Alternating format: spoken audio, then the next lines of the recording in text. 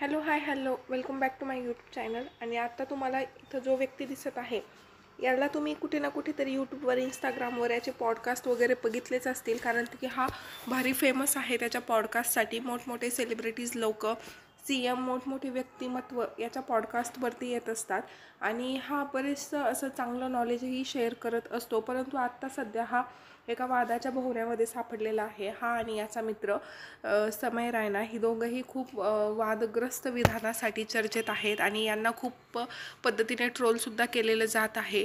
तर काय आहे संपूर्ण प्रकरण हे आपण ह्या व्हिडिओच्या माध्यमातून जाणून घेऊयात. तर याचं नाव आहे रणवीर इलाहाबादिया. आणि लॉकडाऊनमध्ये जेव्हा करोना होता त्यावेळेस लाईव्ह स्ट्रीमिंगचा जमाना होता आणि त्यावेळेस लाईव्ह स्ट्रीमिंग करणारे जे यूट्यूबर्स होते ते भरपूर व्हायरल झाले होते, भरपूर लोकप्रिय झाले होते. त्यांचे सबस्क्रायबर्स मिलियन्समध्ये गेलेले होते आणि त्यातीलच एक हा म्हणजे रणवीर इलाहाबादी आहे, की ज्यानं क्रिंज किंवा नाही का क्रिंज कॉमेडी केली. म्हणजे एकदम असं वल्गर कॉमेडीचा स्टँडअप त्यांनी घेतला होता. वल्गर कॉमेडी तो करत होता आणि लोकांना ते आवडतही होतं आणि लोक ते पाहतही होते आणि त्यामुळेच तो फेमसही झाला. त्यानंतर त्यानं त्याचं स्वतःचं पॉडकास्ट चॅनल चालू केलं आणि त्याच्या पॉडकास्टवरती खूप मोठे मोठे सेलिब्रिटीज, स्वतः एकनाथ शिंदे वगैरे सुद्धा आलेले होते. आणि त्यामुळं त्यानंतर समय रायनासोबत मिळून त्याने इंडियाज गॉट लेटंट हा एक शो चालू केला. आणि हा शो काय ना, तो कुठल्याच म्हणजे चॅनलवरती तो दाखवला जात नव्हता. त्याच्यामुळे त्याला सेन्सरशिप वगैरे हा असलं कसलंच लफडं नव्हतं. तो त्याचा स्वतःचा जो चॅनल होता, यूट्यूब चॅनल स्वतःचा, त्याच्यावरती हे शोज तो टाकत होता. आणि त्याच्यावर त्यांना मेंबरशिप म्हणजे केली होती, की जे पेड मेंबरशिप होती, की तुम्ही पैसे पे केल्यानंतरच तुम्हाला ते शो दिसतील, लाईव्ह शो दिसतील. आणि करोडोमध्ये लोक व्ह्यूज त्या शोजला आहेत. आणि रील्समुळं तर त्याचा जो इंडियाज गॉट लेटेंट हे आहे, शो आहे, तो भारी व्हायरल झाला.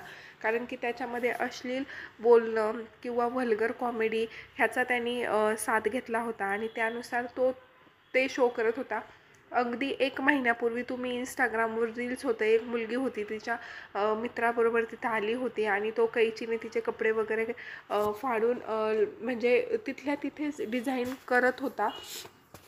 तर त्यावेळेससुद्धा खूप आलोचना त्याची करण्यात आली होती. परंतु आता सध्या लेटेस्टमध्ये त्याने असं काहीतरी वक्तव्य केलं आहे की जे मी तुम्हाला आत्ता इथं सांगूही शकत नाही, इतक्या घाण लेवलचं आहे. आणि हुशार असाल तर तुम्ही ते बघूही नका. आणि त्या एका वक्तव्यामुळे म्हणजे तिथे एक कंटेस्टंट आलेला होता आणि त्यांनी एकदम एकदम लो लेवलचं, म्हणजे आपण त्याला कॉमेडी म्हणू शकत नाही, इतकं व्हल्गर लेवलचं त्यानं त्या मुलाबरोबर बातचीत केली. आणि त्यानंतर त्याला खूप खूप म्हणजे खूप जास्त प्रकारे ट्रोल करण्यात आलं की हे खूप अश्लील आहे, त्यानंतर हे कॉमेडी नाही आहे, किंवा अशा पद्धतीनं जर आपण इतकं व्हल्गरपणात आपण जर तुम्हाला म्हणजे ह्या व्यक्तीचे कोटीमध्ये मिलियन्समध्ये फॉलोवर आहेत आणि ते लोक हे बघतात, लहान लहान मुलं हे बघतात आणि त्यानंतर मग आपण समाजाला काय देतोय हे त्याच्यातून कळतं. अशी बरीचशी टीका त्याच्यावर झाली. त्यानंतर देवेंद्र फडणवीस यांच्यापर्यंत हा मॅटर गेला.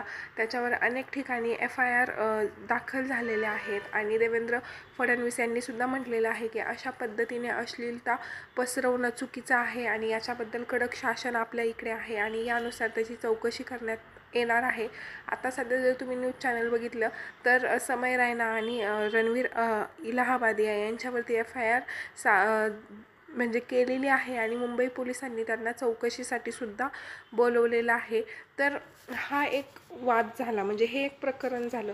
परंतु आपण जर आत्ता सध्या बघितलं तर इंस्टाग्राम झालं, यूट्यूब झालं, मेनली इंस्टाग्राम याच्यामध्ये म्हणजे जो व्हिडिओ व्हल्गर आहे किंवा ज्या व्हिडिओमध्ये काहीतरी अश्लील चाळे आहेत किंवा काहीतरी अश्लील कॉमेडी आहेत, त्याच व्हिडिओजला मिलियन्समध्ये, कोटीमध्ये व्ह्यूज आहेत. आणि जे चांगले सभ्य व्हिडिओ आहेत त्यांना रँकिंगमध्ये यायला म्हणजे इंस्टाग्रामचा अल्गोरिदमसुद्धा असा आहे ना, की अशा पद्धतीनं जर व्हिडिओ बनवले की तो लवकर याच्यामध्ये होतो, व्हायरल होतो किंवा तो फीडमध्ये येतो आणि ह्या लोकांना फॉलो करतात. म्हणजेच त्यांच्याकडून काहीतरी आपल्याला शिकण्यासारखं आहे म्हणून फॉलो करतात.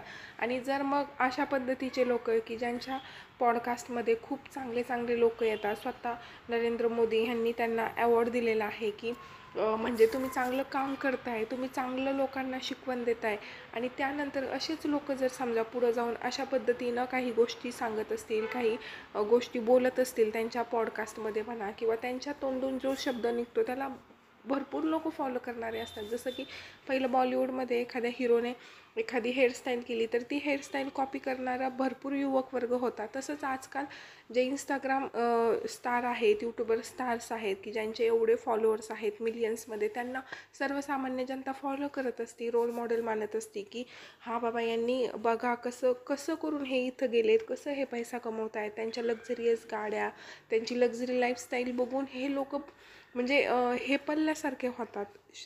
म्हणजे त्यांना वाटतं की हां असं जर केलं तर आपणही यांच्यासारखे सक्सेसफुल होऊ, आपणही तिथं जाऊ. कारण की तुम्ही जर यूट्यूबला बघितलं, इंस्टाग्रामला बघितलं, जर नॉर्मल जे व्हिडिओज आहेत ना तर त्यांना रँकिंगमध्ये यायला किंवा त्यांना त्यांची ग्रोथ व्हायला, त्यांना लोकांपर्यंत जाण्यासाठी खूप प्रयत्न करावा लागतो.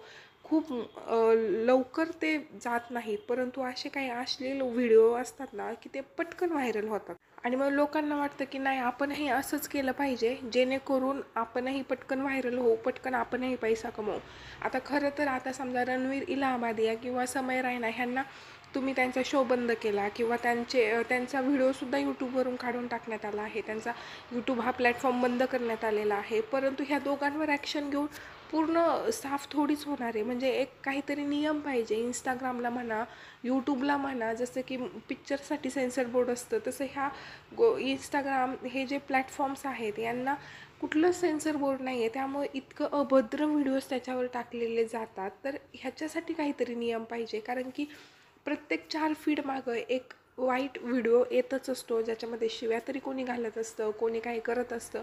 तर मग फक्त जो व्यक्ती चुकीचं करतोय आणि त्याला ट्रोल केलं आहे आणि म्हणून त्याच्यावर काहीतरी ॲक्शन घेतली तर ह्या गोष्टींनी म्हणजे काही फरक पडेल असं मला वैयक्तिक नाही वाटत. त्याच्यावर काहीतरी ठोस अशी ॲक्शन पाहिजे, काहीतरी नियम पाहिजेत. तर तुम्हाला काय वाटतं? खाली तुमची प्रतिक्रिया कमेंट करून नक्की सांगा. आणि असे जे काही फेमस लोक होतात तर त्यांनी लोकांना कसं गाईड केलं पाहिजे किंवा त्यांच्याकडून कशी तुमची अपेक्षा आहे हे पण कमेंट करून नक्की सांगा. व्हिडिओ आवडला असेल तर प्लीज चॅनलला सबस्क्राईब